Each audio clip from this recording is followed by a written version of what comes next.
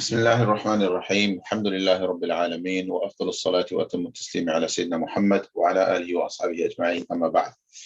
So brothers and sisters, Assalamu alaikum wa rahmatullahi wa barakatuh. Welcome to this webinar.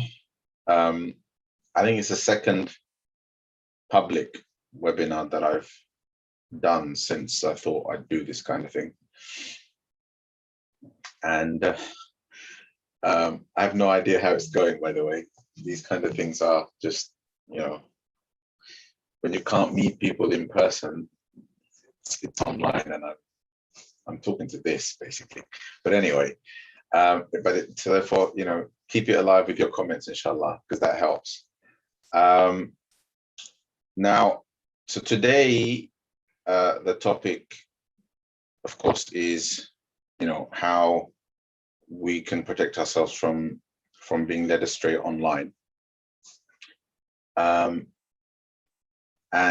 it would be strange, you'll notice from the way I'm going to discuss this, the way I'm going to kind of address the topic, I have to basically practice what I preach and begin by saying a little bit about myself and Mawarid Lifestyle, because otherwise I'm going to be telling you one thing and my practice will be completely contrary to it. So firstly,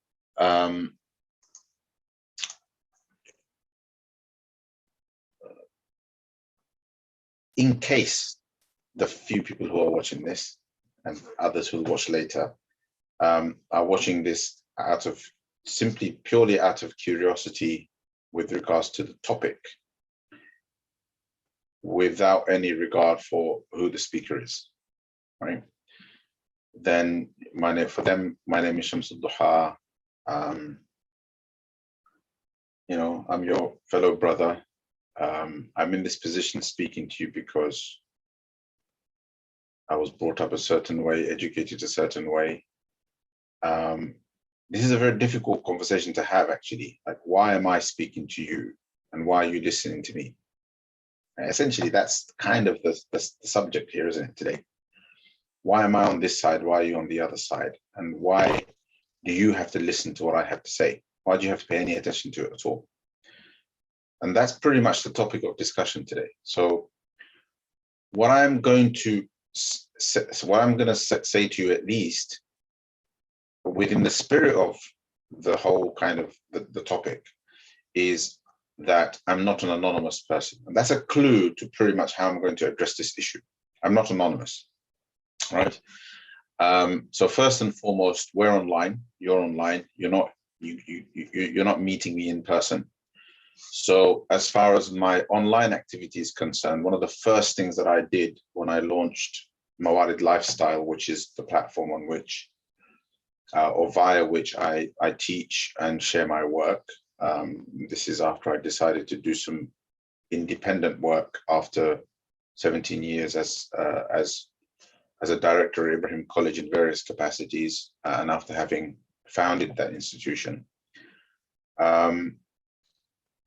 I thought that there are some things I'd like to work on that were proving to be difficult in that capacity, and therefore, set something up that enables me to independently express my views, but also address some things that are of concern. And this is more to do with me fulfilling my duty rather than having an impact, because I think that's in the hands of Allah subhanahu wa ta'ala. I have no idea what the impact of my efforts is. So anyway, so I have this online presence at the moment on Mawarid Lifestyle. I mean, there's a lot of historical online presence, of course, on Ibrahim College, on its website, on YouTube. When I said the khutbahs that I delivered during my time, they used to get recorded and uploaded, etc., etc. But a lot of that stuff isn't on the Mawarid Lifestyle YouTube channel. Just it's over there, and some things I move over, some things I don't. It's a matter of time and effort. But one of the first things that I did when Mawarid Lifestyle was set up was I put up my bio, right? My biography. So why do people do that? And this is very important because there's mixed feelings about people putting up their biographical information, right? And the thing that I want to mention here is the reason why it's important is because biographical information, at least, you know, factual biographical information, addresses the problem of anonymity, especially in the online era, right? Whether you can verify that information or not is a secondary issue, but at least you have information about the person. Verification is critical. But then again, you know, I started my work in the community having graduated in, you know, having graduated from a Sharia program. In the West, I suppose, in the predominantly Christian West, you know, the parallel term would be having studied in an Islamic seminary, right? Which is where, you know, people of faith leadership or religious leadership basically are trained. Their primary qualification in the Islamic context is really just knowledge. It's just learning.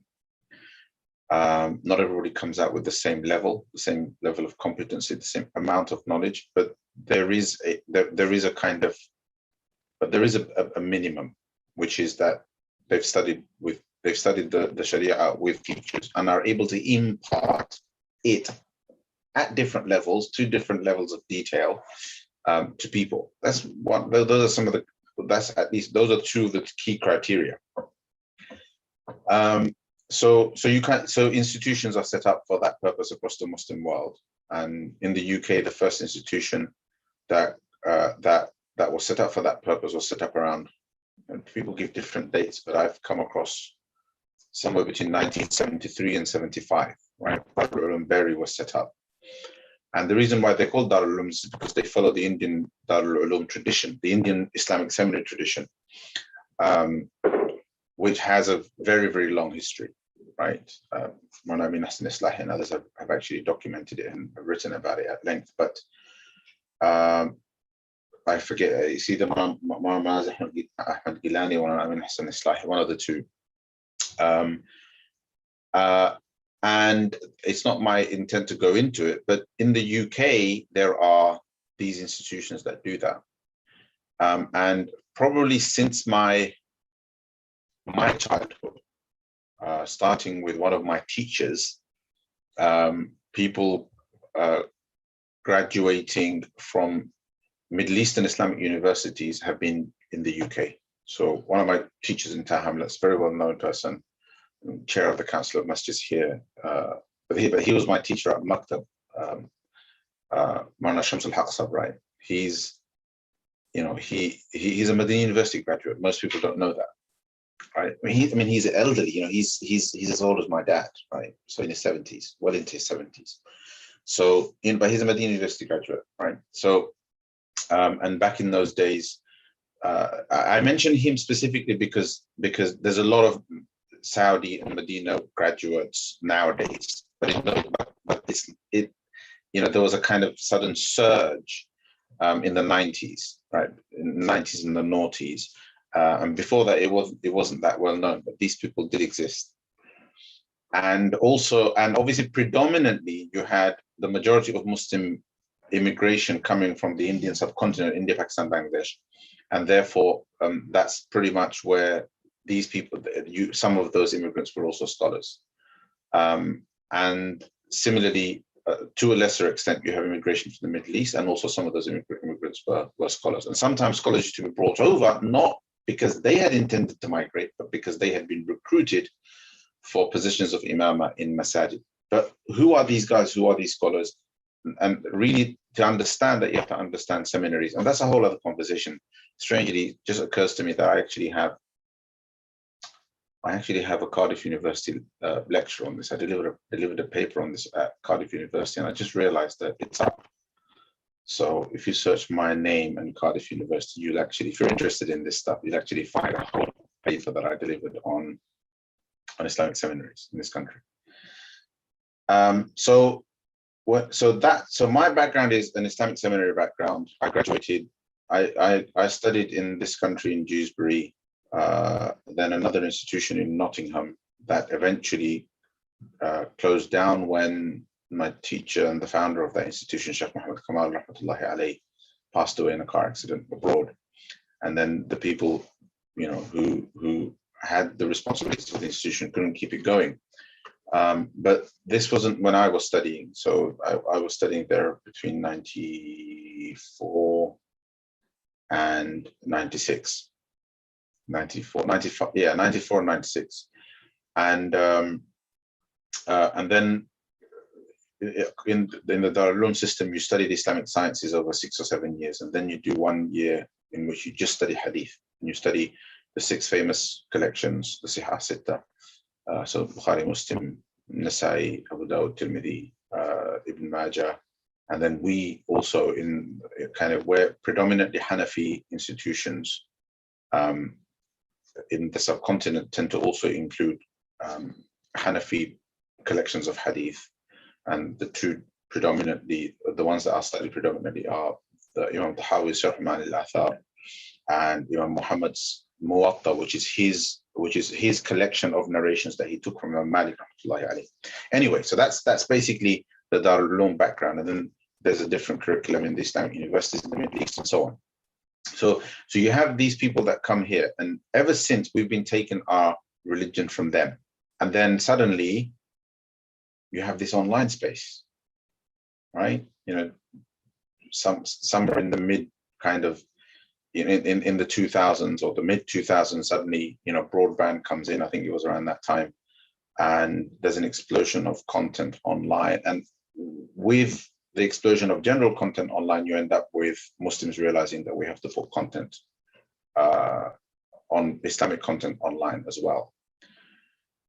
The fundamental difference, however, of course, has been that the level of anonymity online is far greater than previous, right? And that's been the fundamental issue. Okay, and it's really kind of along those lines that I want to discuss today, right? This issue of how to avoid being led astray online. So as I speak, you're probably getting thoughts, etc. So what I want you to do, inshallah, right from the outset, is think about scenarios for Q&A. So a lot of what I want to talk about today, I want it to be triggered by questions from you. How do I, so like scenarios that you've thought of that relate to the topic at hand, which is how to avoid being led astray online, right? How do we address this? Because I don't have all of the scenarios in front.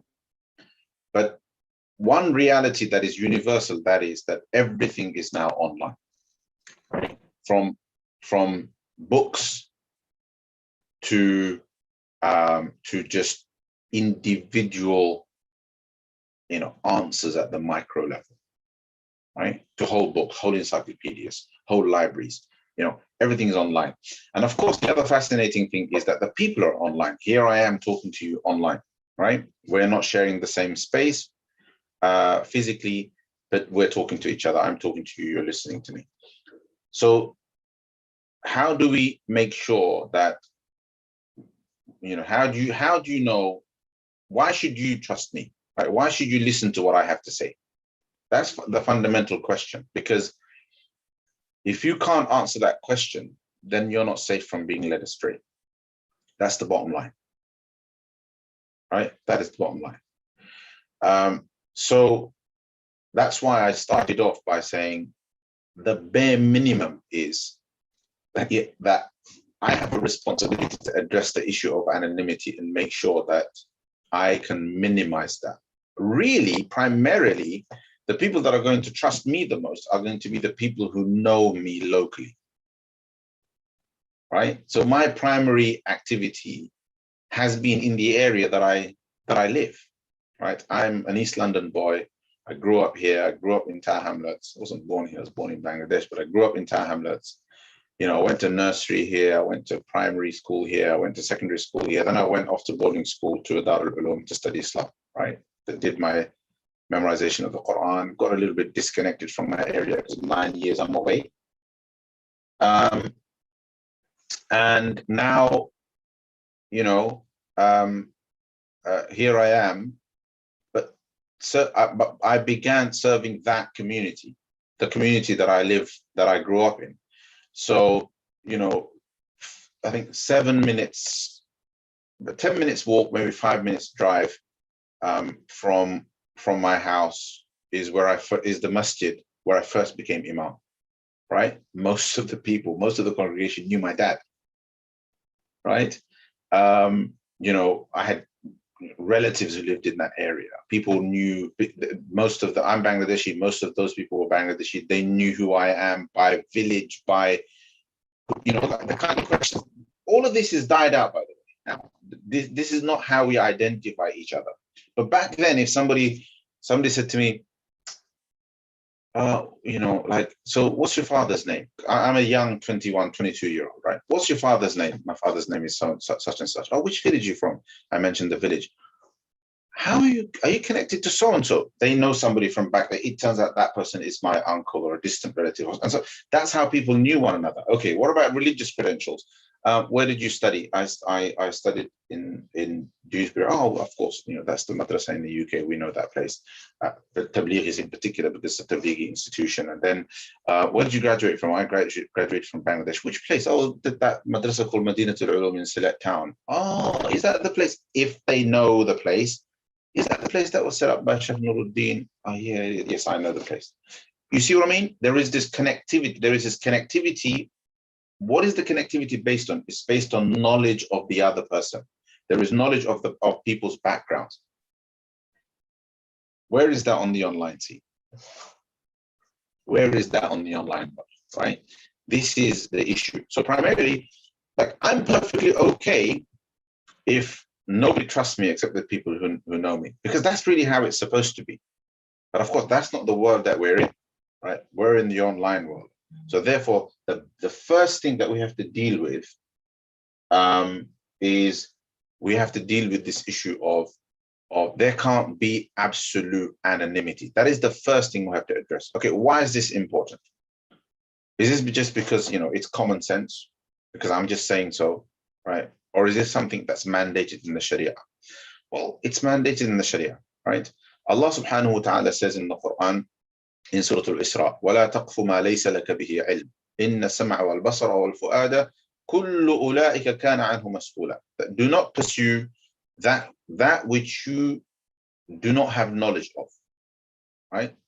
Do not pursue that which you do not, meaning do not pursue that which you do not know to be true. مَا لَيْسَ لَكَ بِهِ عِلْمٍ, that which you do not know to be true. إِنَّ السَّمْعَ وَالْبَصَرَ وَالْفُؤَادَ كُلُّ أُولَٰئِكَ كَانَ عَنْهُ مَسْئُولًا, because you'll be questioned about it, in short, right? Meaning, indeed, the hearing and the sight and the heart, right? I.e., the vessel through which you comprehend and understand in the Sharia or in the Quranic discourse, the heart is the center of true understanding, which is why the Quran is addressed to the heart. The Quran is not addressed to the brain.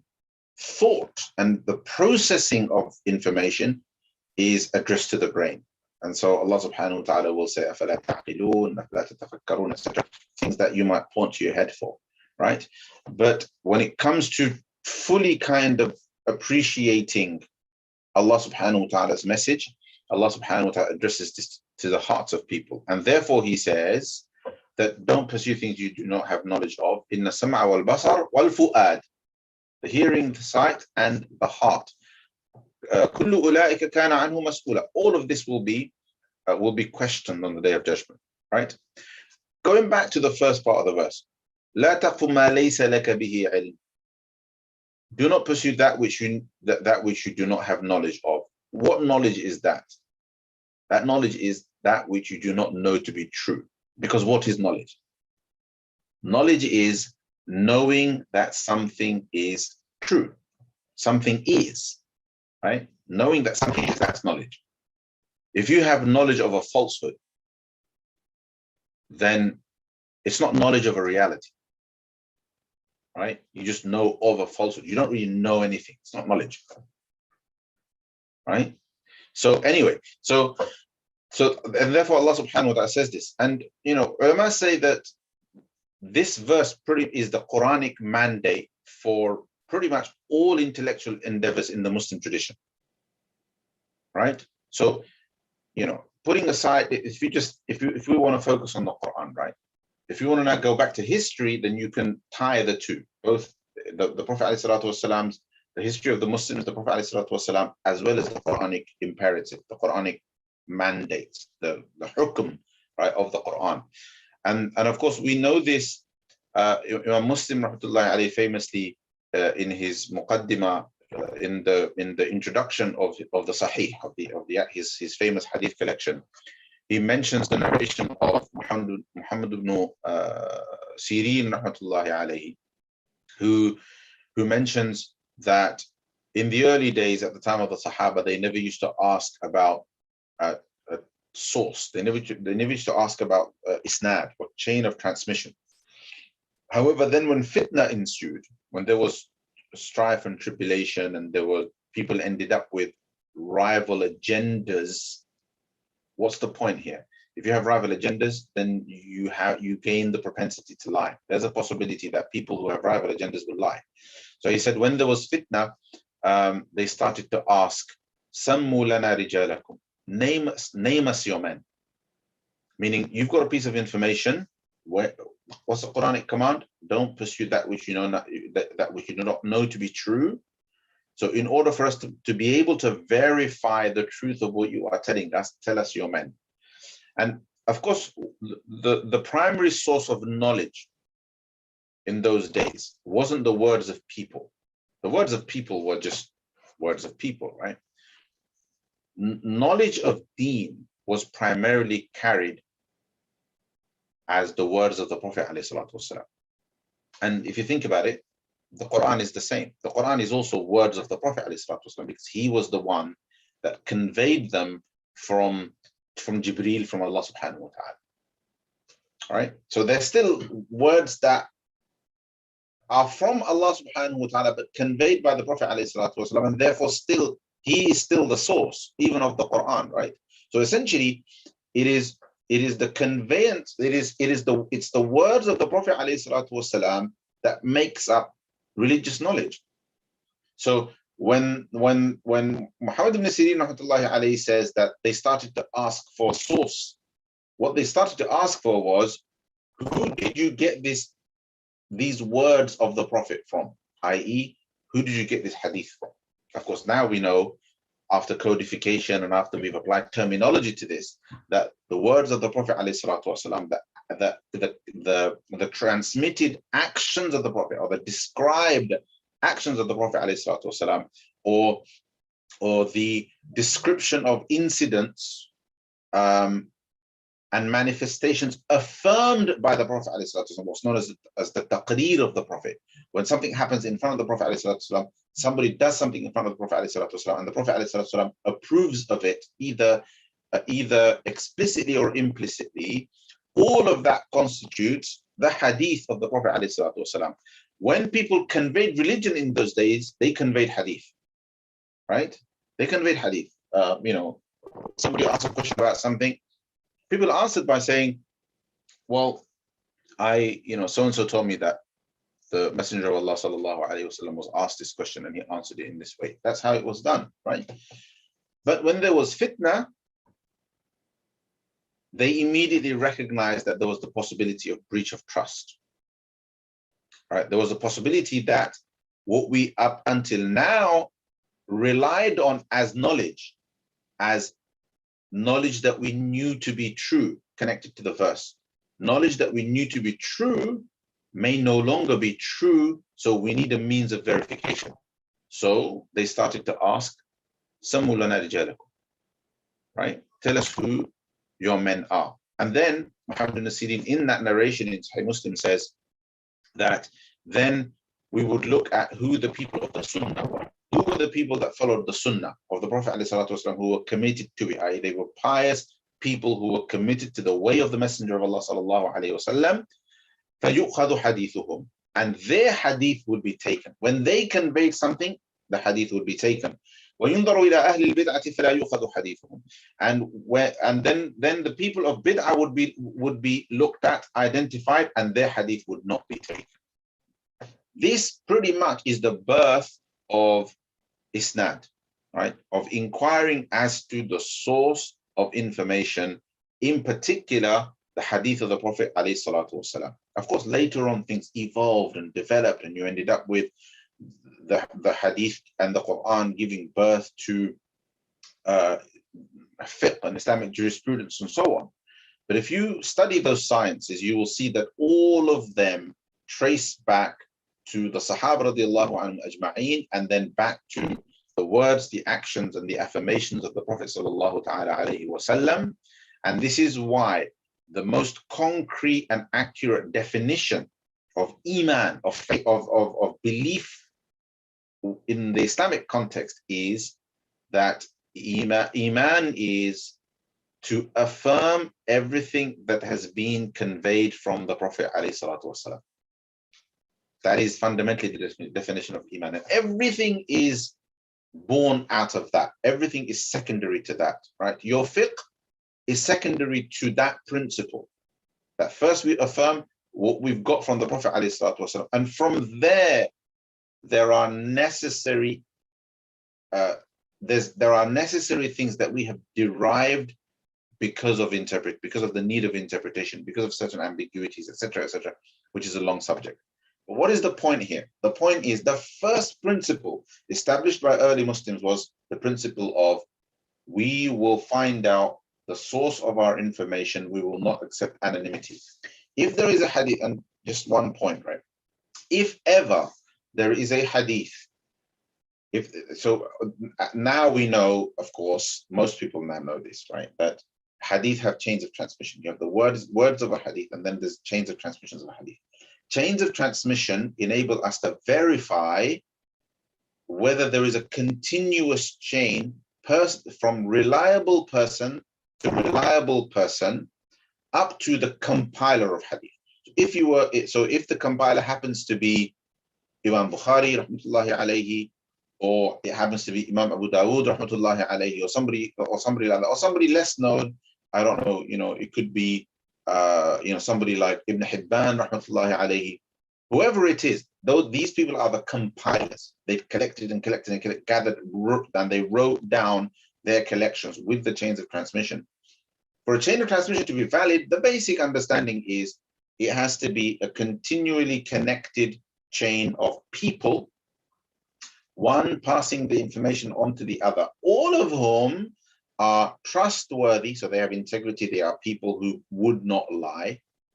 We know that through biographical information.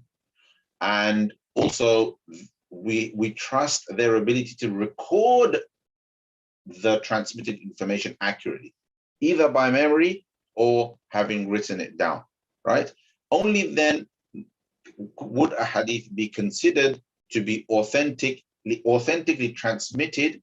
And then we look at the actual message of the hadith, and we see if there might be the possibility of any issues with the hadith itself, with the words of the hadith, even though there doesn't appear to be a problem with the chain, right? And sometimes the hadiths are rejected because of the content, right?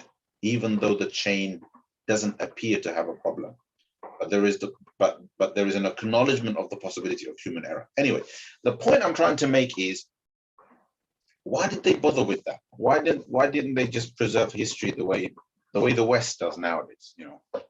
Nobody knows who said what. Nobody knows where the information is from, and whether the guy who wrote the book from which we take the history was trustworthy or not trustworthy, or had any agenda or didn't have any agenda.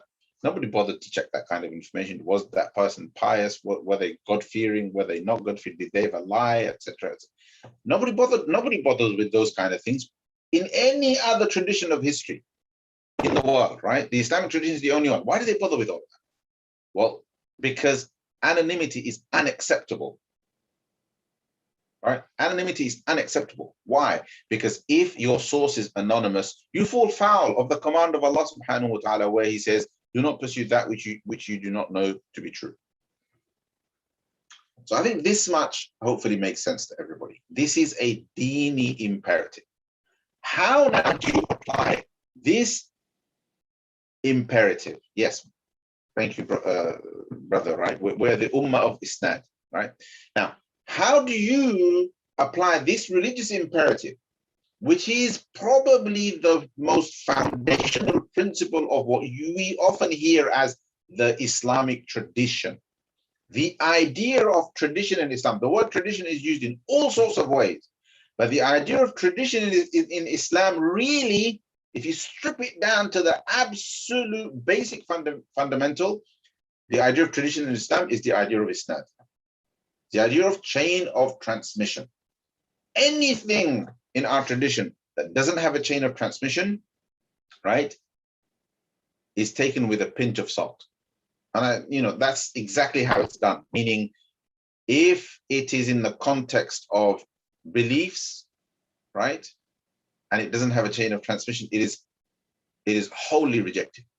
If it is in the context of worship and other aspects of spirituality and religiosity, and it has no chain of transmission, or it doesn't have an authentic chain of transmission, it is rejected. There is some tolerance, right, if it is just historical data, meaning if it's just telling stories, historical stories, it provides some, it's like it's filler, it's gap-filling information. It's got nothing to do with religion, nothing to do with Iman, nothing to do with beliefs, right? Then there is some tolerance of not blatant inauthenticity, right? But there is some tolerance of issues in the chain of transmission. But this tolerance does not exist with matters of belief and matters of spiritual practice, ibadah, for example, or matters of religion. Anything where there is a command of Allah or a command of the Messenger of Allah transmitted, there is a higher degree of, or there is a higher standard of authenticity required. Now, how do you now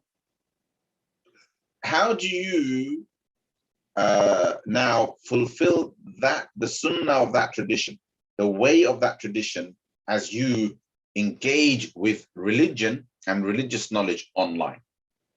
Right. So I put a few bullet points down now, just to kind of structure this a little bit, right? So here, let's just say that, first of all, this kind of falls within the overall umbrella of discussions about online safety. And you'd be like, no, I'm an adult, etc. So we're not children. Well, yes, it is about online safety, but now we're talking about the safety of our deen, the safety of our religion. So this does come under that umbrella, right? And the first thing that you all have to establish, and we all have to establish, is that when we try to verify information, you have to have a position from which you verify. And that means you have to know who you are. Right? Who are you? Who am I? Right? That's important, because there is always you come from a particular perspective based upon which you judge. And it's important to recognize that, and I'm saying that because there are certain assumptions. There is an assumption about me based on which you have attended this session, right? And based on those same assumptions, I speak to you. And those assumptions are that we verify information based on us being Muslims, right? And I am speaking on the basis of me being a Sunni Muslim, right? And the reason why we say Sunni Muslims exclude others, like for example, we exclude the Shia, is because when it comes to this question of authenticity and transmission of information, the Sunnis have one methodology, right? Does it matter? Is it a big deal that the Shia don't have the same methodology? Well, it is and it isn't. It's a big deal because, yes, it's something, it opens up a can of worms that we have to address, and ulama have dealt with that. I can't do it today in this session. Why isn't it a big deal? It's not a big deal because Islam is still the biggest religion in the world. If we were to for a second say the Shia are just, they're another group, right? The only religion, and I don't mean any offense to the Shia. I'm just presenting a hypothetical, right? The Prophet ﷺ said many things about the idea of the great masses, the great many, hold on to the Jama'ah, etc., etc.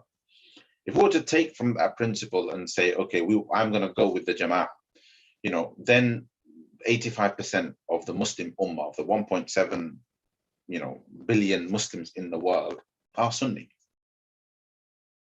All right, 15% are Shia. And it's important for Sunni Muslims to recognize this. Sunni Islam, is the largest single religious denomination in the world. About 10, 15 years ago, it took over Catholicism. Right? So it's very much the Sawad al-A'zam, not within Islam, as in the great majority, not just within Islam, but in the world, right, today. And it's really, really important to recognize that. And that's why I feel perfectly comfortable only speaking from a Sunni perspective. All right? Because oh God, I don't want to use these types of words, but in terms of our epistemology, meaning in terms of our theory of knowledge, in terms of how we verify information to be true, the Sunni method is sufficient. It's enough. We don't need to go outside of it. We don't need to talk about it. Yes, the Shia, we believe that many of them are many, if not all, are Muslim, but the differences are to do with epistemology and therefore irreconcilable. Right? Well, I'm going to be straight and frank about that. Okay? And it's something that really can only be studied from that perspective. You can only deal with Sunni Shia differences from the perspective of epistemology. Everything else is secondary. Everything else really doesn't matter. Right? If you don't deal with the issue of epistemology, people spend ages arguing about irrelevant things, but actually this is what it boils down to. Anyway, so who are you first? When you look at information online and you're like, okay, is this valid? Is this not valid? Well, you have to establish who you are, right? And from what perspective this information is coming from. And therefore, we're looking at, is this valid in Islam and is this valid within the Sunni tradition? Why is this important? Because when it comes to the verification of information, when it comes to the question of epistemology, right? The Sunnis have one tradition. We have one trajectory, one way in which information has traveled from the Messenger of Allah sallallahu alaihi wasallam to this day. And the way in which we process that information, the way we interact with those texts in the Arabic language using certain principles of interpretation, that is also fairly uniform and consistent within the Sunni tradition. Does that make sense? This is getting a bit academic, but it's important, right? So that's who you are. That's who we are. Within this tradition now, when you hear something online, read something online, is it valid? That's what you're asking. And I hope that's clear. Oh, a Muslim said this. That means nothing. A guy with a beard said it. It doesn't mean anything. Maulana so-and-so said it. Sheikh so-and-so said it. It don't mean anything. You have to verify your information.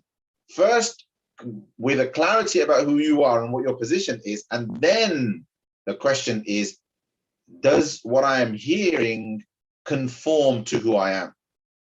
Right? Provided you know who you are. If you want to study, if you want to understand the basis of this, the basis of Sunnah Islam, the basis of our epistemology, you have to do our Iman course, how to protect our Iman in today's climate.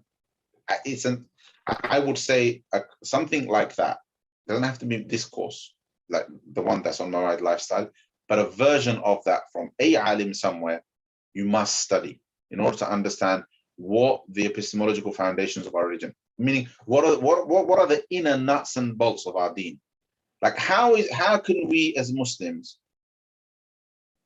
like be Muslims and believe with conviction without knowing how it all works? Without knowing, how do we know? Why do we believe so fervently?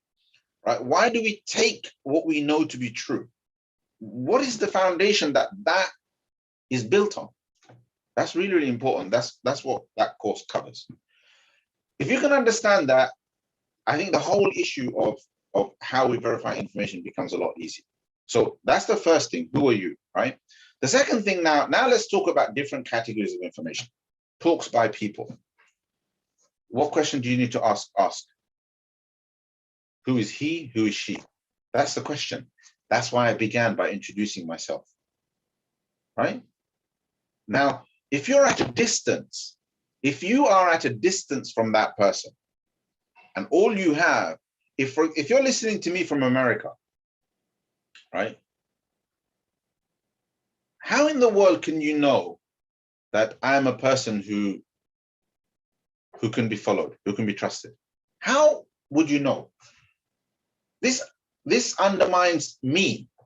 But if you're listening to me from another country, how in the world would you know if I am somebody that can be trusted, right? And some of you are commenting, so some people are paying attention to this. I want you to answer this question.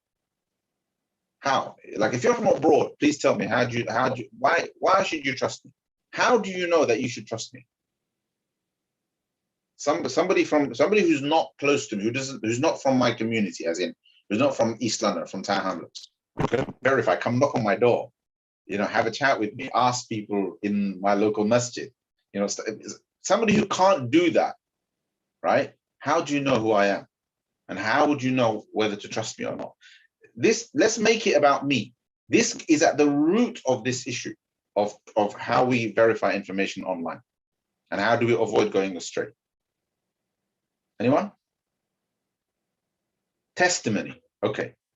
Testimony. So we've got one answer, right? Testimony. So you follow the principle of ilm al-rijal, right? So in the science of hadith, right, the way narrators are verified as trustworthy, reliable, etc., is that their biographical information is collected on the basis of the testimony of those that know them.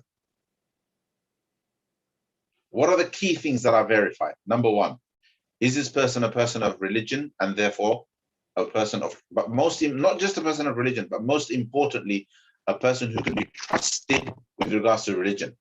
And the key question really is, would this person lie? And I'm telling you that the fundamentals of hadith transmission, because if that doesn't work, there is no religion, right? And the key question that the muhaddithun were interested in, or biographers were interested in, was, is this person somebody who can be trusted with regards to transmission of religion, right? I.e., the words of the Prophet ﷺ. Okay, you can ask the same question about me. How did they verify? They took testimony of people who knew this guy, right? So yes, that is a method, but how does that work today? How does that work today? How does that work today? Critical question, brothers and sisters. This is like, without this, is that on what basis do you take knowledge online and just assume it's true? You see a WhatsApp message and you're like, oh wow, subhanallah, why? How do you even know that's true? Who sent it to you? Abdullah. Which Abdullah? Oh, I don't know. I haven't got their number saved. Then how do you know it's true? It says the Messenger of Allah said. Yeah, but that doesn't mean he actually said it. You see the issue here? You see what I'm getting at, right? So I'm going to look at your comments because this is important, right? So from my credentials and from community. Okay, so Brother Salih is saying that, right? I hope some of you don't mind me mentioning your names. Where you haven't given your names, I'm not mentioning your names, because otherwise I'm going to be reading at something funny. So from my credentials or from the community, well, exactly, but how can those credentials be verified, right? That's really the question. And that's why when it comes to people's biographical information, the more information, and if there's any ulama listening to this, or any ulama hear this after, posthumously, after the event, after the fact, then when you write your biographies, you have to provide as much information as possible, or as much relevant. Not everything. I did a weekend course here, and I did a 5-day retreat over there. That stuff's not relevant. The stuff that's relevant to your credentials in knowledge. If you can't do that, then don't try to masquerade. Sorry, that's a harsh word, right? But don't present yourself as somebody who should be trusted. See, there's a difference between a person who is known as somebody who has some credentials and some qualification, and therefore a Muslim can legitimately, according to the principles of the Sharia, can legitimately trust them blindly. Of course, it's always blind trust. They can legitimately trust them and be safe from accountability in the hereafter. This is the critical question, right? So this is one aspect. Another aspect is that's not the case with a person. That doesn't mean that person can't transmit information. It may be that you know that person, you know them to be trustworthy, and therefore you trust the information that they provide. It may be that the information is very well sourced, and therefore you're able to check the source. You're able to quickly look it up and say, he says Sahih Bukhari, let me actually quickly check if that is in Sahih Bukhari. But if it's going to be a question of trust, right, then the question is, why would I trust this person? And that's when credentials become necessary. And this is where it becomes necessary to know how the transmission of religious knowledge evolved over time. So we had Muhammad ibn Sirin rahmatullahi alayhi and his era of the Sahaba, the Tabi'un, right, where they verified people by name and set up this system of chain of transmission. But what happens later on when Muslims are in the hundreds of millions in the world? Right? What happens later on when knowledge starts to get much more formalized? What happens when there's institutions and so on? Right? Things change. What happened in the modern world? What happened in the modern era after the destruction of colonialism and so on? How did things evolve then? Well, you ended up with Islamic universities, you ended up with Darul Ulum, you ended up with these institutions. These institutions became the places that basically provide the credentials to people in addition to Islam. So for example, and this isn't, I'm not here to kind of give you my credentials, but I'm using myself as an example. Right? Otherwise, there's a question mark over me if I can't relate, if I can't connect myself to the tradition, right? In some valid way. So the way it works, for example, in the system that I study, there are different systems in the world. No, you shouldn't assume that there's only one system. Right? There's different systems in the world, and there are little subtle differences here and there. The Azhari system is a bit different to the system in Saudi Arabia, and the system in India, Pakistan, and Bangladesh. Broadly similar, because it kind of pyramids up like that and ends up being a single chain of transmission upwards to the Prophet ﷺ. So therefore, there's a lot of similarity there. But the Syrian tradition is slightly different. In Syria, you have a kind of Shafi'i tradition and a Hanafi tradition, and so meaning it's different in different places in the world. And then you have the West, and in the West, it's all about who set it up, who founded it, where they're from, which tradition did they emulate. That's the key. So I founded an institution called Ibrahim College, in which we taught the traditional seminary program, and there are people out in the community now who serve as imams and teachers of Islam who are graduates of Ibrahim College. On what basis? What are their credentials worth? What's it from? So therefore you have to know what curriculum tradition or what educational tradition this institution emulates. Naturally, it will emulate the tradition that the teachers are from, right? Then there's details of curriculum that's a little bit more specialized, right? It'll be slightly different if people who are all graduates from Medina University or from a Saudi-based system set up an institution. There'd be some, you'd see that you'd be able to see the similarities, right? There'd be some patterns that you can observe. But in addition to the institutional certifications, right? So we give a certificate to our students. They studied X number of years, these texts, our curriculum, they graduated in this year, etc., signed by teachers and so on. But also, for the most part, there is also isnad, meaning symbolically the isnad system is still alive.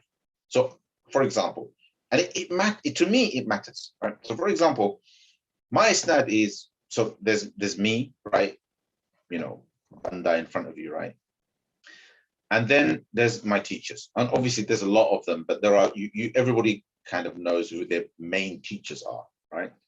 You know, I have my main teachers by name, and then I have everybody also I have a record of somewhere, right, in documents. So I've got my main teachers who I studied my final year from. Why is that final year important in that tradition? Because they studied, because I studied my hadith from them. What's the relevance there? Hadith has isnad. Ultimately, it's your hadith isnad that matters. Other forms of ijaza and isnad of individual books, etc., they're interesting. It's kind of cool and nice, but it's not important, right? Hadith is what's important. Okay, so my hadith isnad is from Shaykh Abdul Aziz Doyamidi primarily, for example, right? Who is a student of Shaykh Nuruddin Godfrey? Who is a student of Shaykh Hussein Ahmad Madani? Who is a student of Shaykh al-Hind Mahmud al-Hasan al-Dawbandi? And so on and so forth. It goes back. About another step before Shaykh al-Hind rahmatullahi alayhi, you end up with published records of that whole isnad in that tradition. So anybody that's from the Darul tradition, above the level of Mahmud al-Hasan al-Dawbandi and other, kind of 2 levels above that, it starts to pyramid. That's what I meant about pyramiding off. So it's a pyramid off like that. And at the level of Shah Abdul Ghani al-Dahlawi, I believe, you end up with a published record of all of the isnads, all the way back to all of the original collectors of hadith of the era of Imam Bukhari, Imam Muslim, Imam Tirmidhi, Imam Nasai, and so on. So on that basis, there is an isnad to each one of them. And then from there to the Prophet ﷺ. That's across the Muslim world. Okay, in some places, the tradition has petered out a little bit and institutional certificates are more important. So this stuff is important to know, right? It's important to know. And not because, you know, like you're going to be able to verify the information, but because what I'm telling you establishes what the credentials are based on. And a brother said it there in the comments. Testimony, right? So what does that mean? A person can have an isnad, and you're listening to them talk, right?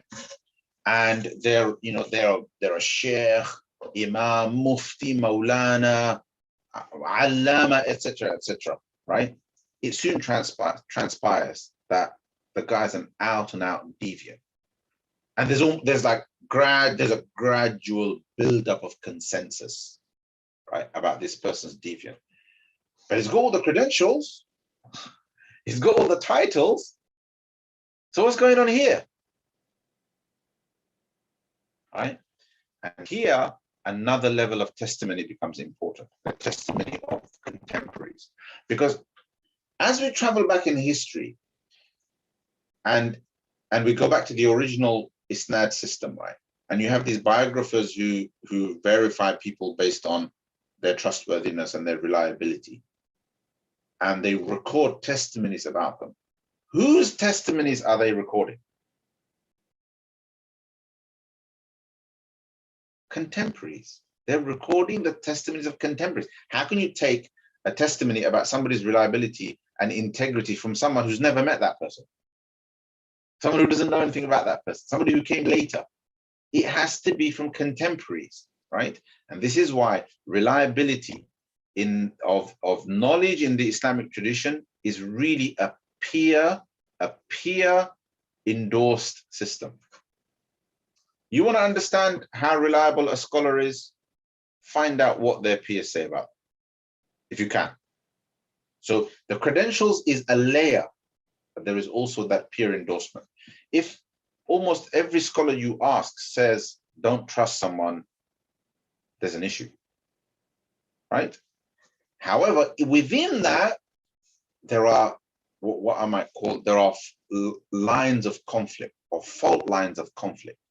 So for example, if somebody is Deobandi, right? And we know that, you all know this now, right? Most of the people that attend my talks have some familiarity, I reckon.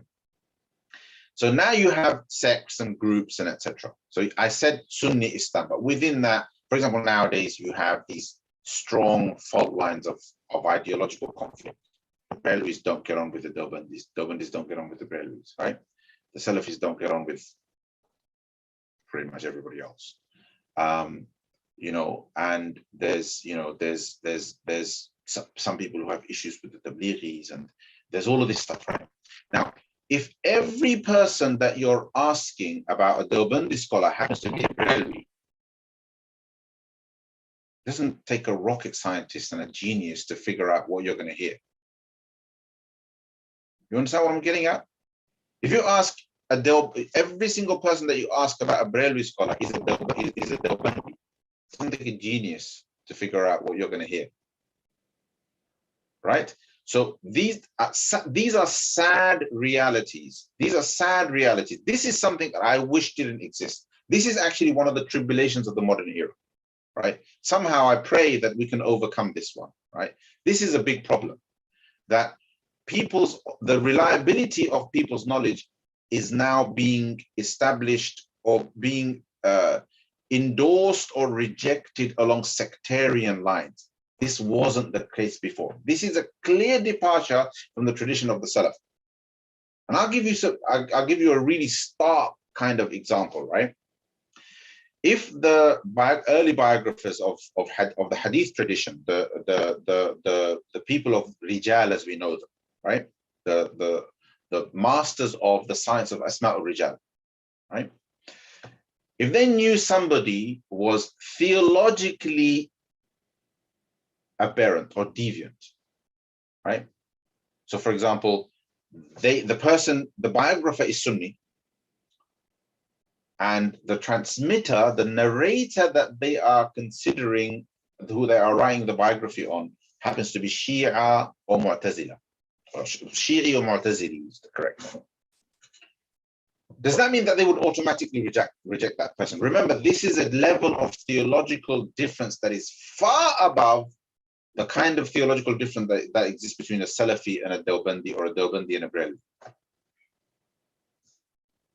Fact, right?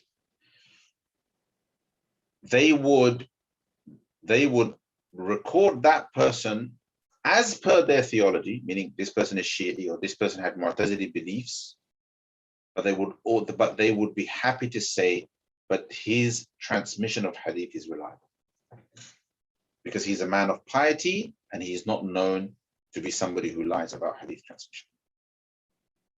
Meaning the facts are recorded, not some emotional kind of ideological rant because you just don't like those people. Yeah, those things existed, but there was that level of integrity and honesty. So my point is that if you really want to have a mature outlook towards knowledge, then you need to get above these sectarian lines. But it's also fine for you to stay within your lane. Meaning, most of the scholars that you're used to are Deobandi, it's fine to continue to take your knowledge from them. They have certain features. Deobandis generally tend to be Hanafi. They generally tend to be, they generally tend to be people who come out of these Darul Ulums and so on and so forth. So they have a strong kind of UK-based, or even across the Western world, they have this presence that has the backing of institutions and a kind of scholarly tradition. That doesn't mean that this is absent in other traditions, but you have a comfort zone. It's fine for you to continue to take religion from them. All I'm saying is, don't get caught up in the whole rhetoric about everybody else is deviant, right? Because that doesn't help you in your deen one bit. Yeah, you can avoid people. That's not a problem if you want, right? If that's what you're convinced by. But it doesn't mean that you as a Deobandi now have to see every Salafi as without any good. and every Barelvi as without any good, as pure evil, because that's just not true, right? Because if you think about it, it doesn't. How is it helpful if that's how every Barelvi sees every Deobandi? No khair, all shar, right? And you're all from the same tradition, the same Sunni tradition. Your relationship with the texts is the same. You actually have a body of knowledge based on which the scholars among you can actually have constructive and productive discussion and agree and disagree on things based on really, really detailed and specific critical research. Why doesn't it happen? Because they hate each other. It doesn't happen because they don't like each other, because of the politics. Anyway, that's somewhat irrelevant to ordinary people. So ordinary people, there are two layers. Number one, because remember, most people's consumption of knowledge starts locally. Most people's consumption of knowledge starts locally, moves online, right? If you don't know something about a scholar from whom you're consuming knowledge online, how do you take a testimony about them? You've read their credentials. First of all, if you can't even find any credentials about them, there should be a question mark like that above their head until you found those credentials. Now you're thinking, how do I verify these credentials? That's when you need to check the testimony of other people of knowledge, right? And generally, if there's somebody who is accepted and regarded by other credible people of knowledge, you can be rest assured. But also, you need to have a connection with local sources of knowledge, because those are the real sources. Those are your real sources. Those are the ones that can be verified based on, I actually know this guy. I actually have access, know his family, right? And so on. That you can't lose touch with that, which basically says that if all of your knowledge consumption is online, right, and you don't verify anything based on direct contact with ulama locally, your local imam, you have no relationship with him, right? Don't go to the masjid, have no relationship, have no connection, have no understanding of your own local imam and your own local scholar,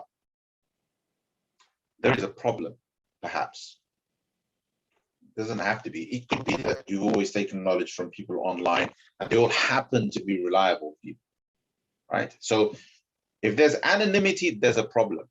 And if you have no means to verify or take testimony about someone from other ulama whose credentials you can't, they've got credentials, but nobody else knows them. Nobody else knows them, and you have no means to verify, and nobody else says anything about them. Oh, okay. I need to get some testimony. How do you get that testimony? Ask the locals, right? What if you have nobody locally that you can rely on? Nobody locally that you can rely on. Then I would say that if that's because there actually is no one around locally, then I can understand. But if there are ulama around locally and you don't rely on them, then you're either struggling with some sort of sectarian issue, right? Or you're just being reclusive from the people of knowledge. You need to get out there and meet them. And people of knowledge need to be more accessible. Ulama need to be more accessible, because there is something postmodern as well about the way things are operating, and people are starting to get super professional about accessibility. People should be accessible, right?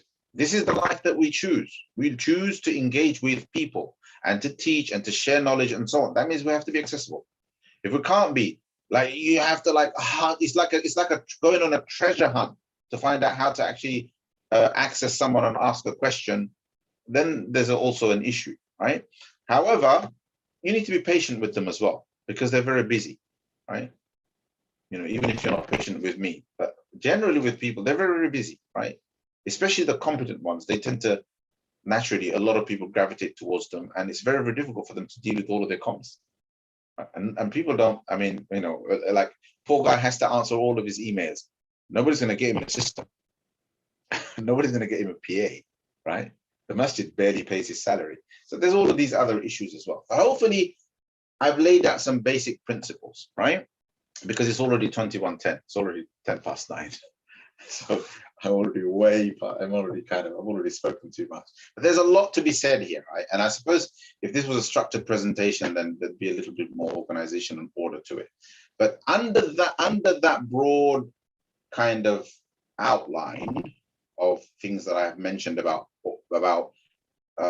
credentials and testimony of others, and this whole idea of peer endorsement among ulama and so on, there is this big kind of elephant in the room, and that is that you won't get anywhere if you are not a person who cares about getting to know ulama,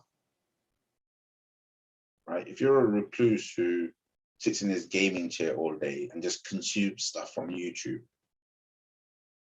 you're not going to be able to verify it. Right? It's just most of your learning is just entertainment. It's just sound bites. Right? Naturally, if you properly commit to knowledge, as your deen requires you to, you are going to end up in contact with people of knowledge directly, and you're going to get to know them. You're going to get to know their credentials. Naturally, that will happen. Right? And be wary of people who are stingy with their credentials. They don't want you to know who they are. You have to be wary of people like that, right? There's a problem. There might not be, but you should be suspicious because you've been ordered by Allah to check, right? You've been told, do not pursue that which you do not know to be true. If you cannot verify because the person won't share any information, either online or in person, you can't find out anything about that person, right? Or you found out bits and bobs of information, but you can't find anybody to verify or testify to it. And at least, there is no corroboration is the word, right? There's no corroboration. Then for you to consume knowledge from that person doesn't meet the Shari'i benchmark of verification. In a way, I mean, this is really controversial to say, but actually, if you whittle this down to the bottom line, what I'm saying is Allah doesn't permit you to take knowledge from somebody, even though that person may well be a reliable person. If that's me, don't take knowledge from me. You shouldn't. If you can't verify who I am, other ulama don't know me, nobody knows who I am. I have this big fat CV, right? It's like this long, but no one's like, no, I don't know these guys, right? And you probably shouldn't learn anything from me. You should, and it doesn't mean I'm untrustworthy. It doesn't mean I'm a liar. It doesn't mean any of that. It just means you haven't verified, and therefore there's a problem at your level. The problem exists in your reality. It means you've not met the Shari'i requirement to regard me as a reliable source of information. It might change tomorrow because you get the necessary testimonies. Now, what if everything somebody says makes absolute sense? Who cares about credentials? This guy looks pious, amazing, so eloquent, etc., etc. I reckon that's when people are in the most danger. When people are in awe of a person because of their eloquence and because of the appearance of knowledge, and they don't bother, or like they can relate. I can relate to this guy, man. Everything he says just makes sense. I can relate to him. Look, he's like, he's at my level. He's keeping it real. People have all these weird sound bites, right? They are weird. Honestly, I don't get any of them. Most of them are meaningless. I've been following this person. Yeah, that's called social media. It's got nothing to do with knowledge. That's called social. That's the world of social media. Does this make sense or not? Or am I just, I don't know, blabbering on, right? Anyway, I want to take some of your questions, and really there should be another session about this because, I should, but I hope that based on what I've said, the principles I've laid out gives you answers with regards to all of the things I've listed. So I think this can give you answers with regards to the talks that you listen to, online fatwas, translations of books. That's a general issue, by the way. Sometimes people have to recognize that they're just consuming translations, and sometimes those translations are just bad. They're just commercially done translations, and sometimes you have to verify translated information. It's a really difficult problem, and you need to check if the publisher is known for good translations or not, and so on. People who consume translations, should be careful, especially if what they are consuming is knowledge with regards to the ruling Islamic law and Islamic Aqidah. If you're consuming translated information, right? So a particular danger is unsourced materials that go viral.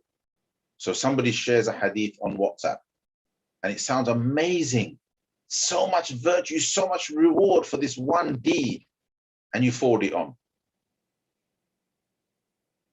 What did you just forward on? Right? Oh, and it says, and if you forward this on, then you're going to get X, Y, and Z. Based on what? That's not what the Quran says to you. That's not what the Sunnah says to you. That's not the tradition of the Salaf. The tradition of the Salaf, the Quran and the Sunnah tell you to verify information, not listen to some nobody just because he says you're going to get amazing rewards if you forward this on to 10 people, right? Remember, whenever you see stuff like that, even if it is true, you shouldn't trust it, because that's the kind of thing unreliable people do. It's a sign of unreliability. Another sign of unreliability is exaggerated rewards and exaggerated punishment, right? This is the muhaddithun state this when they talk about signs of fabrication in hadith of the Prophet. One of the signs, not always, obviously, it's not always going to prove to be true, but one of the signs is exaggerated rewards, exaggerated punishments. You understand? Like exaggerated over and above what? Exaggerated over and above what the Quran talks about. Exaggerated over and above a hadith that you know to be authentic. And suddenly something out of this world comes up. If you do this dhikr, you're going to get this crazy amount of reward, this big place in Jannah, etc., etc., etc. You don't have to affirm it as false. You don't have to deny it and say this is false. You just have to be wary straight away and get it verified, because it's one of the signs of inauthenticity. Does that make sense? Really, really important, inshallah. Okay, so, and there's lots of other things to talk about, right? So, there's apps. Sometimes people see Quran translations in apps and it's from Qadianis, right? People who don't even believe, people who believe that there's another prophet after Muhammad sallallahu alaihi wasallam. So there's these types of issues as well. Always research, always check. It's a bit like checking ingredients, right? Halal ingredients in food. It's something that we're really bothered about, isn't it? Like, it's really important. It's a bit like that. Knowledge is the same. You've got to check the ingredients, and the ingredients are what I'm talking about. And possible like sources to be wary of. The most important contentious sources that you have to be wary about are Qadianis, Shias, and deviant individuals. You know what? You're a Deobandi, you take something from a recognized, well-known Braillevi scholar who has the credentials, who most people say is a good guy. Inshallah, you won't be asked about that on the Day of Judgment, right? Obviously, unless everybody that teaches you believes, Braillevis are deviant, and you're a Braillevi, and everybody teaches you that Deobandis are deviant. That's a different issue. You're not listening to the people that you trust. It's a strange thing for me to say, but if you trust somebody in all of their deen, perhaps you should trust them in that as well, even though their assumption about the other, that they're deviant, may well be wrong and unfounded. But what about you? On what basis do you follow deen? You have to either seek knowledge and verify things yourself, or you're gonna need to trust someone, and you're gonna have to have a basis for trusting. All right. Generally, though, I tend to caution people about excessive sectarianism, but I also acknowledge that it's just a problem of the times that we happen to live in. It's just there. It doesn't always mean that the masail of salah that you learn from a very sectarian person are necessarily incorrect. It's just the fitna of these times. But excessive sectarianism is something that generally you should be wary of. People who are constantly talking about who's deviant, who's outside of the fold, who's kafir, you know, etc., etc. Honestly, you should be wary. All right. First of all, you don't want to be filled with that kind of rhetoric all the time. You want to be focusing on positive messages about how do I strengthen my Iman? How do I get my ibadah right? How do I please Allah? Right? How do I love Allah? How do I love Allah's messenger? How do I fulfill the obligations of my deen? Those are the important things. Allah isn't going to ask you on the day of judgment, that guy was a kafir. Did you regard him as a kafir? He was a secret kafir. Did you believe he was a kafir or not? You're not going to be asked about that on the day of judgment. Right? You might be asked though that when you trusted this guy with your religion, did you have a legitimate basis for trusting him? That could be a legitimate question on the day of judgment. Right? Because it's connected to a Quranic command, brothers and sisters. Anyway, I hope I've made sense. I'm sorry, I keep saying I'm going to get to the questions, but then more things come to mind. But I'm going to take some questions, inshallah. If you're still with me, I'll take questions first. I'm sure those who must go are going to go. All right. So, all right. Oh God, there's a lot of comments.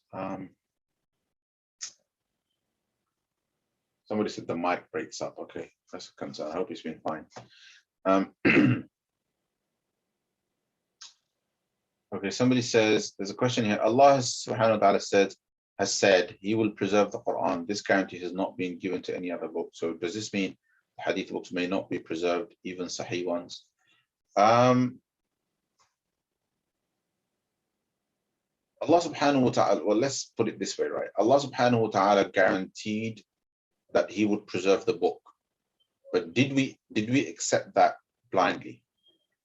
Did we just say Allah guaranteed it, so it must be true? Do you think that's how the Islamic tradition verifies the authenticity of the Quran? Or was it systematic? Was it based on a system of verification? This is what you have to think about. Allah subhanahu wa ta'ala guaranteed it. It was truthfully preserved as per that guarantee. But how? Not by some heaven, not because it was, you know, it had some sort of protective shield around it. No, because Allah subhanahu wa ta'ala gave this ummah the tawfiq to preserve it. And we're able to verify its preservation. Well, hadith is the same, except that it just so happens that when we know a hadith is authentic, we can say it's authentic, which answers the last bit of your question. That does it mean that even Sahih ones may not be preserved? It depends on what level of Sahih. Sahih is not one monolithic level, right? So the highest levels of Sahih we can say are absolutely verifiably authentic. The lowest levels of Sahih may have some question marks about it. In between, there is something of a spectrum. This is well understood in the tradition. Remember this, right?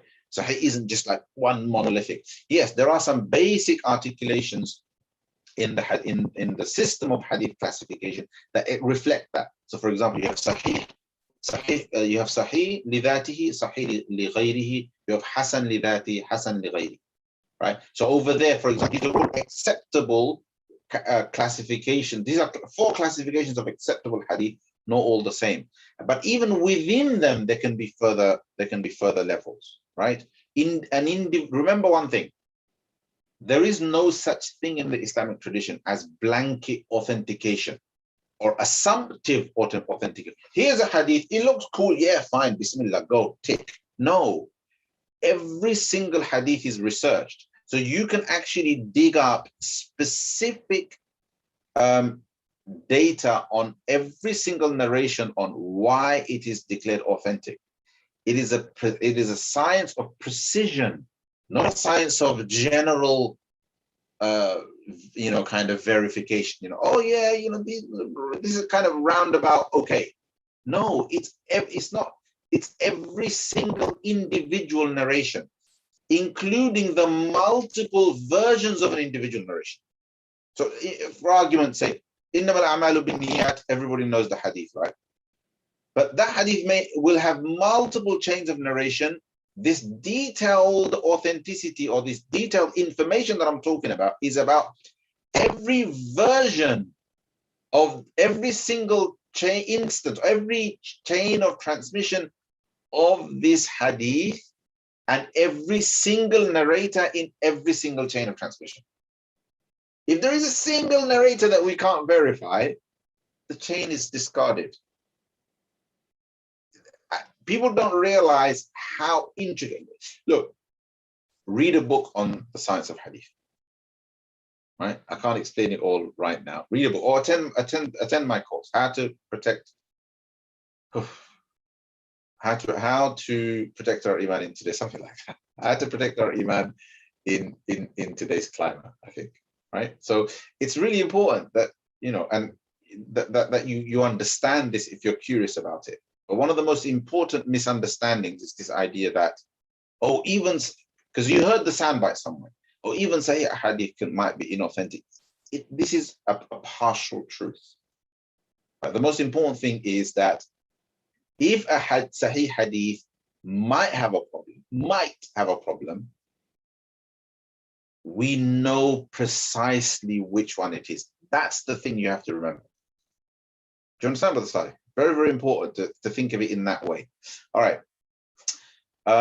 So some of you are answering questions about when I said how do you know that you should trust me, right? So some of you obviously you studied with me, so you know a little bit more about me than others. So I would say, Brother Bakr is saying, I would say your biography and where you studied and under what scholars. Yes, absolutely. And but that information would have to be available, right? And you'd have to be able to verify. Like some of my teachers, they're in Dewsbury and so on, and some of them are still alive, right? A lot of my senior teachers have passed away. So you wouldn't be able to verify who they were unless you embarked on some sort of research or you spoke to me and met other people who've studied under the same teachers, which is why I often publicly share information about who I studied with, who my classmates are, and so on, that I studied with, because they're people who can testify that I studied with those teachers because we studied under the same teachers. That's really important, because that's exactly how our tradition is preserved, right? We can't hide this stuff, right? So, I don't know, like a public figure that I studied with, right? I don't know, Sheikh Hassan Ali, for example, right? We were classmates, right? He could say that about me. You understand? Because, we had one of my favorite teachers was Shaykh Abdul Rahim, who I studied with in Nottingham, right? I studied some fiqh with him and some other subjects with him. Rahmatullahi alayhi. He's passed away now. He was in his 70s, late 60s, 70s, even when I was studying with him back then in 94, 5, 6. Right? So, but I can testify that yes, so and so was my classmate. That's a testimony. Then you got the teachers that I studied hadith with in Bangladesh, right? How do you know who they are? Well, you'd have to ask your elders. Shaykh Shams' biography says he studied under Shaykh Nuruddin Godfrey. Do you know who that is? Like, he's a Bangladeshi scholar. Most likely, any religious Bangladeshi would know who Nuruddin Godfrey, rahmatullahi alayhi, is, because he was nationally known, right?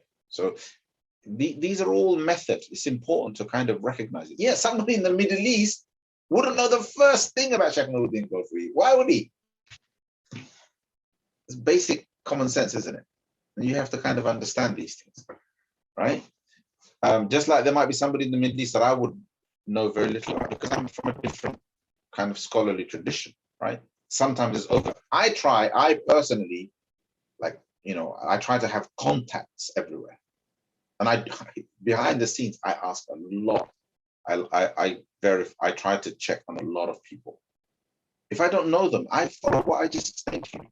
So if their CV says, or if their biography says that they studied in Saudi and stuff, I'll go and reach out to people who I think are from around that time and have studied in Saudi. I'll say, do you know this guy? Can you verify this person for me?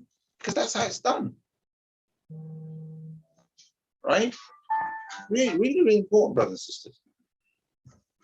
And And the local contact is also important, like I said, right? And TV, right? You hear somebody and they give fatwa on TV and they say, yeah, this is the most authentic opinion, etc., etc. But you don't know the first thing about the person. This is one of the problems about TV. And I sometimes go on there. I'm on TV, like I go on once a month on Iman channel, right?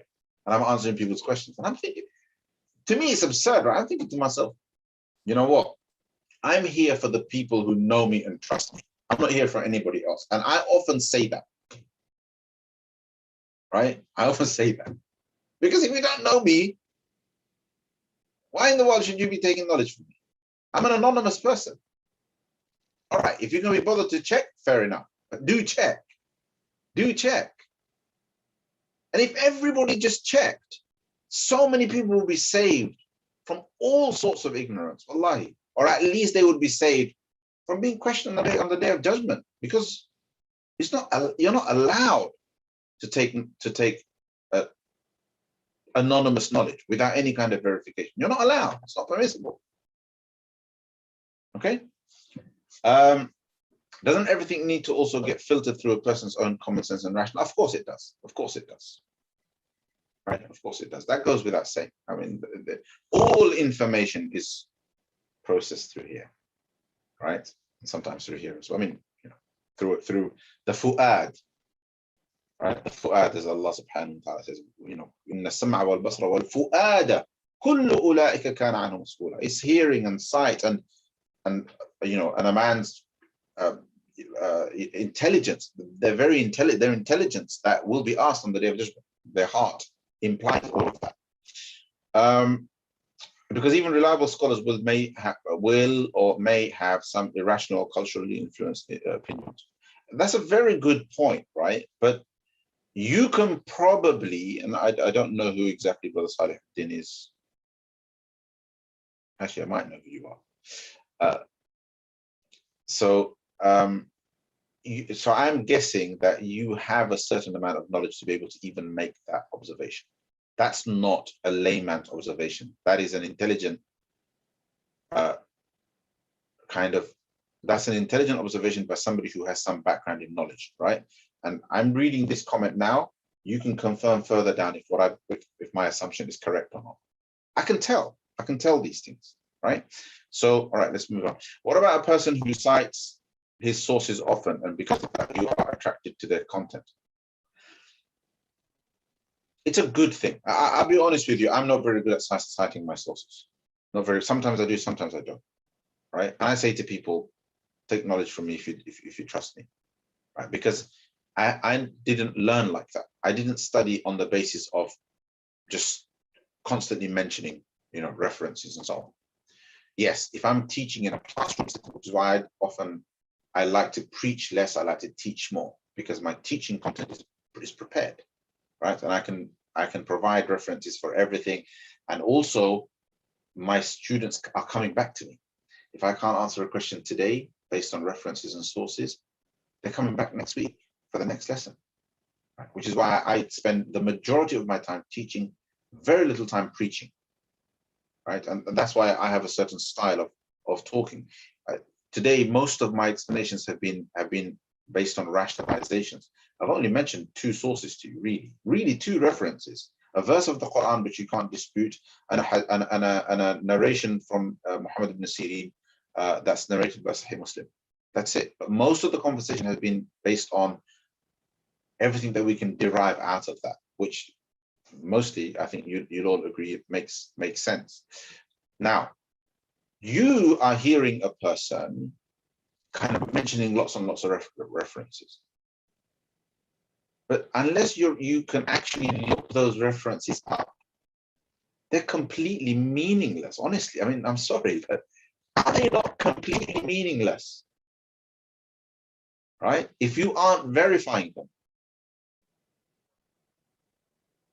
Because it could be any. Inshallah ta'ala, I am hopeful and to a degree confident that most people, especially people of credibility and credential who are known, won't be giving false references. But I'm not talking about them. I'm not talking about whether they're telling the truth or not. I'm talking about you. that your assumption that just because the person is giving references, you're attracted to them and they must therefore be true. The reason why that's problematic epistemologically is because it means that if somebody was giving false references, but you were attracted just because they gave references, you'd fall for it. So all someone has to do to trick you is just give lots of references. But their conclusions could be completely false. Because remember, references are not sentient beings. The Quran itself, there are verses of the Quran that are open to interpretation. The Quran doesn't speak for itself, does it? The Quran doesn't elaborate for itself.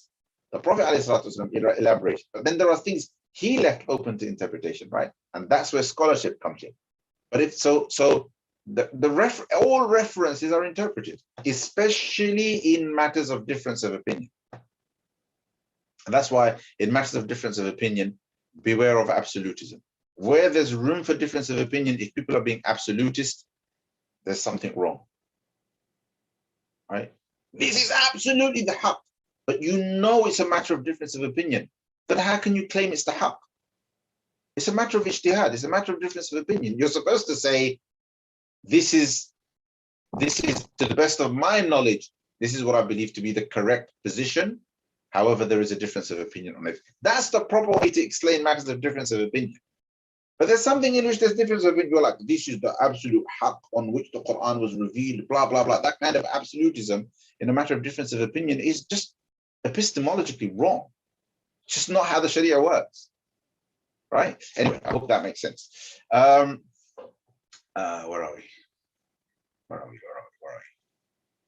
Hope that made sense about people who cite references.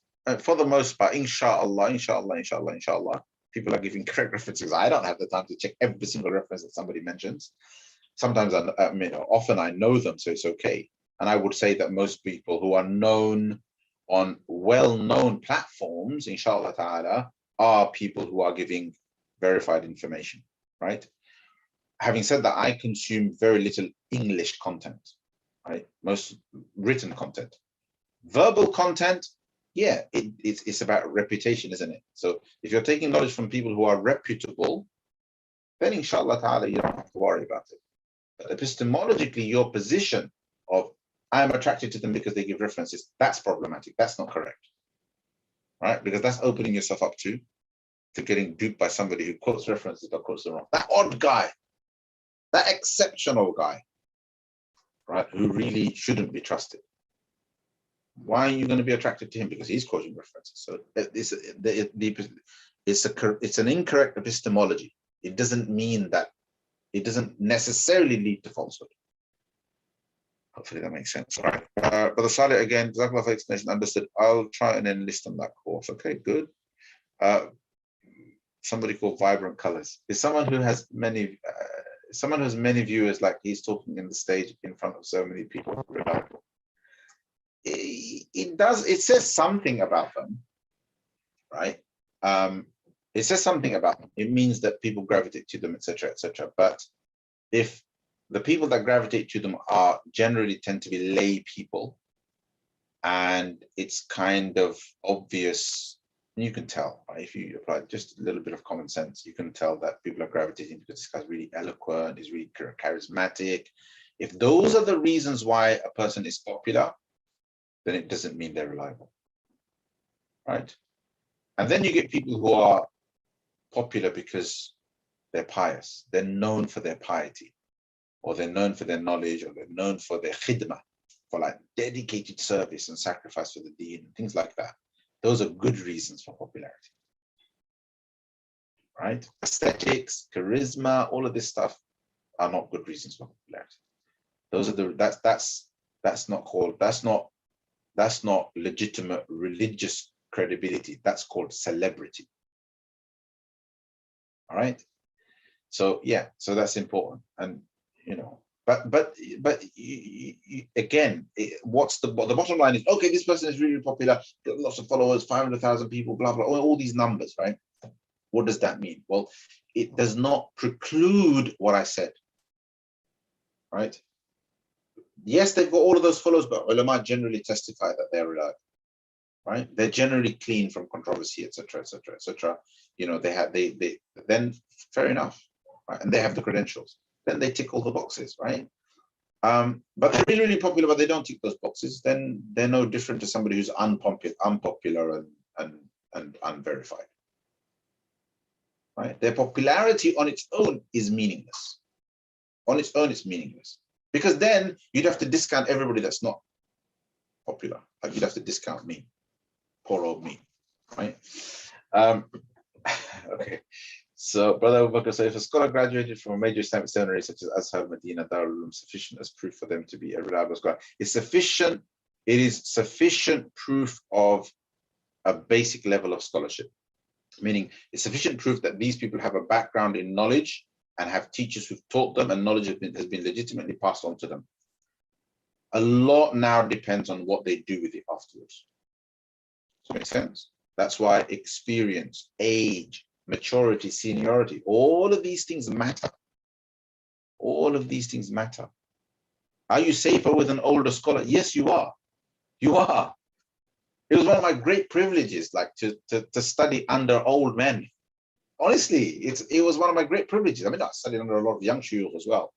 But when I was studying, you know, towards the end of my studies at the age of, 19, right? 18, 19 was my final 2 years, 18, 19, 20. 21, I graduated.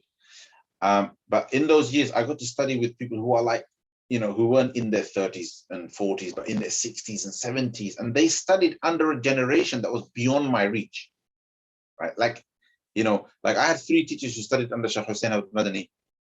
Shaykh Hussain al-Madani is long gone, right? But these guys are now in their 60s, 70s. So for me, it's like I've literally just leapfrogged a generation.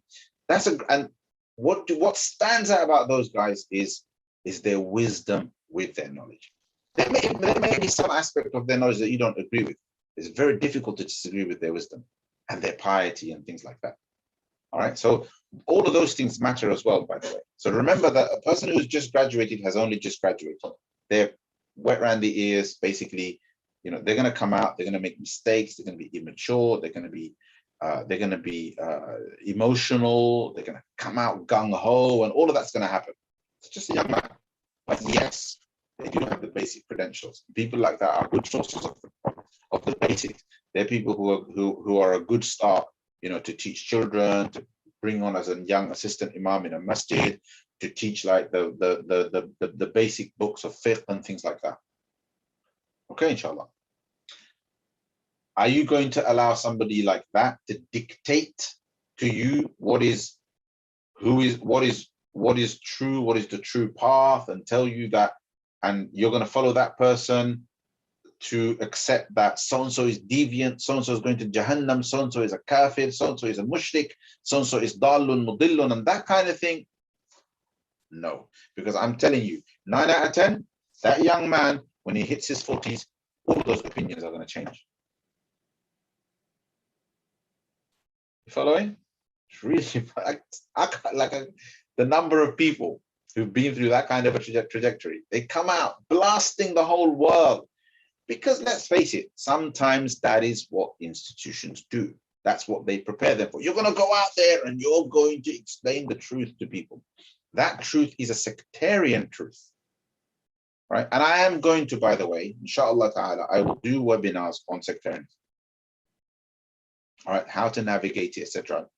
Some aspect of it I address in my course, but not in a great detail, but I will do some webinars on this. And I promise that when I do them, they will not be sectarian in nature.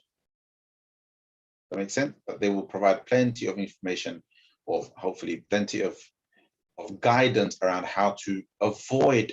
You can study from whoever you gravitate towards. It doesn't matter that they belong to a particular group, no problem.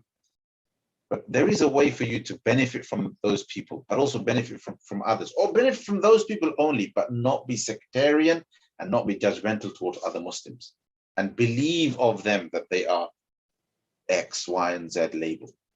That's what we have to avoid, because there's no benefit in it. There's no benefit in believing so-and-so is a deviant if your only evidence for it is just another so-and-so. The Quran is silent about it. The Hadith is silent about it. The Salaf al-Salihin are silent about it. You're just going to believe somebody is a mushrik because some guy from yesterday said it? No, that doesn't sound right. Yeah, I mean, and it doesn't affect your salah, it doesn't affect your fasting, it doesn't affect anything. So that's something that actually needs to be discussed, inshallah ta'ala, and I will hopefully do some webinars on that. So this, I think, Abu Bakr, I think that's what I've just addressed. If we trust a scholar, but other scholars who we also trust say that they are not reliable, what do we do in this case? You're in a pickle, right? And that means you have to go away and do some research. Sometimes that's what you have to do. Sometimes you have to go and do some research and dig, and perhaps what you might have to do is go to a third person who can arbitrate. Don't we do that in real life? Second opinions, third opinions. That's just how it is. Scholarship is like that sometimes. Verified scholarship is exactly like that sometimes. Yeah, it would be wonderful if it wasn't like that and we had something like the structure of the church. But that doesn't mean it doesn't have controversies, right? We are human beings after all. I'm just a normal person. I have my flaws, right? Or warts and everything. So, based on what you know about the US dawah scene, would you say it's a bit of a mess? It's a bit of a mess everywhere, man. Bit of a mess everywhere. Inshallah, it'll get better. Look, we're all suffering from post-colonial, hangovers and things like that. It's getting better everywhere.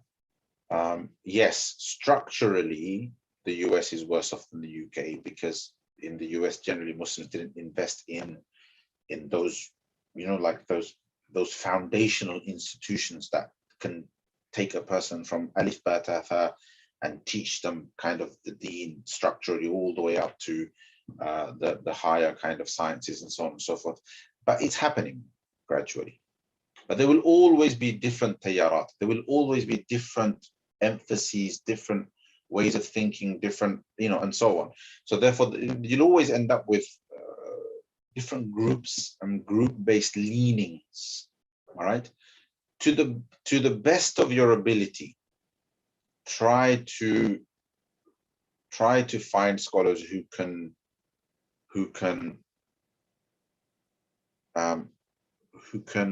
have some sort of who can, based on the Quran and Sunnah and based on the Sharia, provide an inclusive narrative of at least of Sunni Muslims.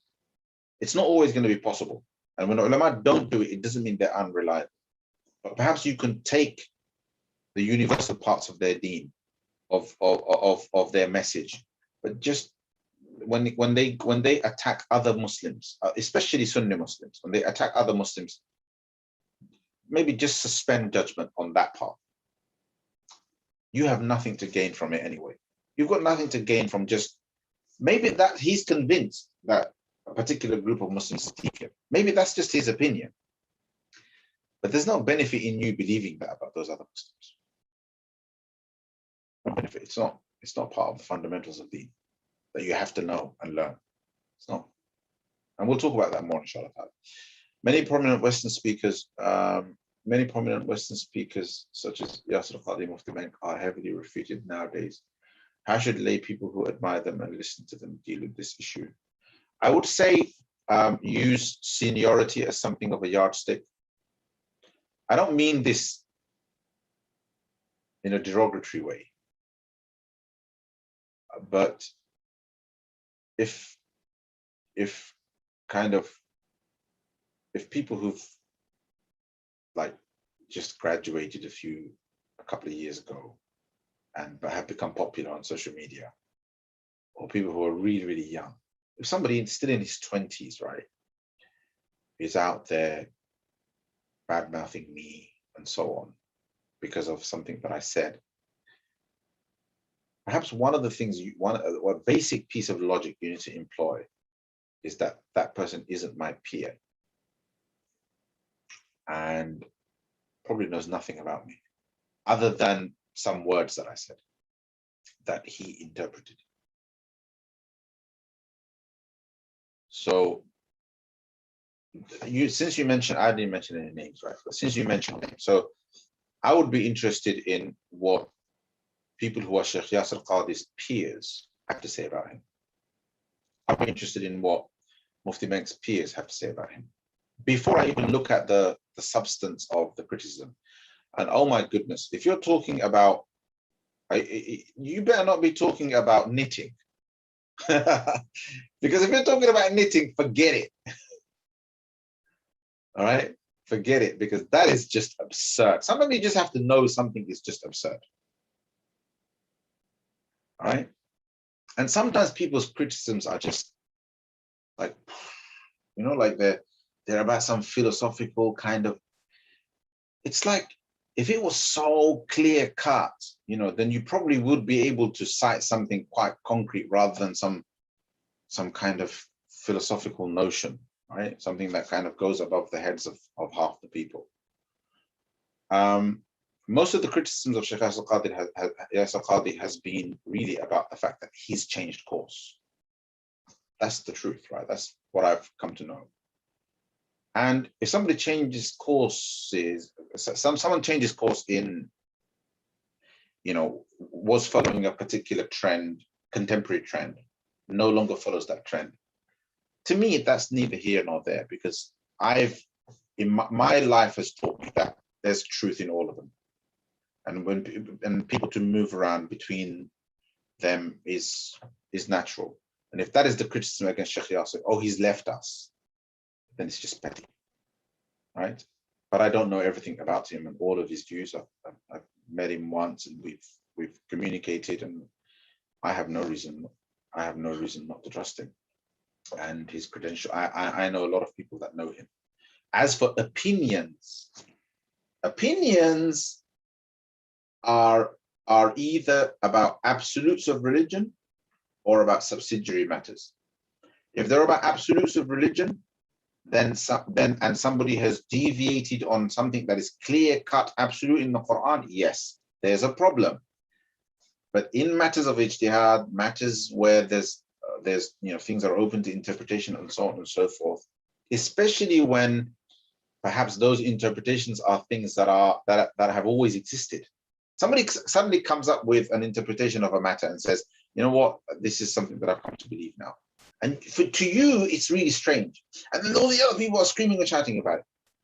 All you have to do is find out, is this something that exists in the tradition? And if it does exist in the tradition, and it's quite well recognized in the tradition, but not a lot of people in your circle know about it, then that's not probably, you know what, most likely that's not going to be a question of deviance. It's just a matter of difference of opinion. Does that make sense? Or not? All right. Okay. You know, like, to comment on individuals, I'd have to be in a classroom.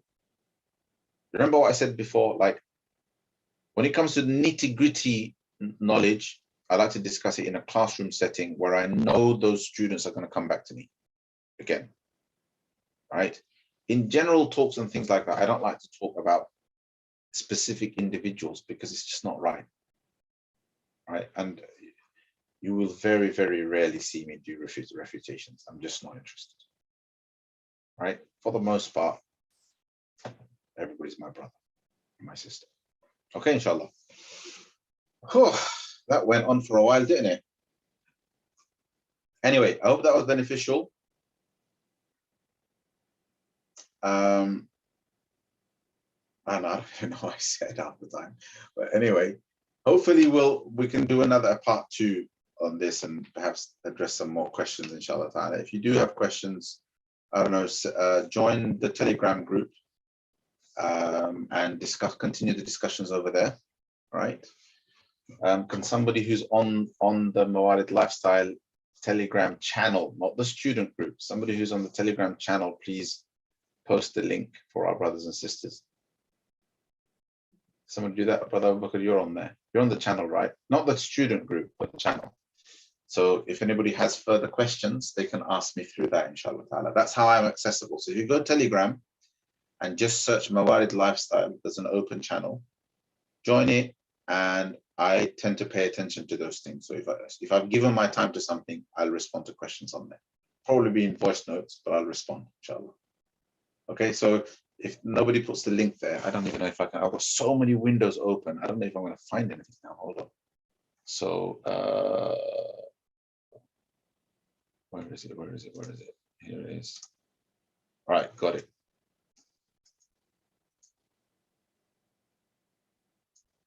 I got it, brother. I got it. There it is. That's the channel, right? And before I go, brothers and sisters, so Mawarid Lifestyle, I teach on there, and the work survives from those courses. And I try my best, and the colleagues that help me we try our best to put courses that are relevant, because we're trying to focus on Islamic lifestyle. That's why it's called Mawarid Lifestyle. Mawarid has the same meaning as Sharia.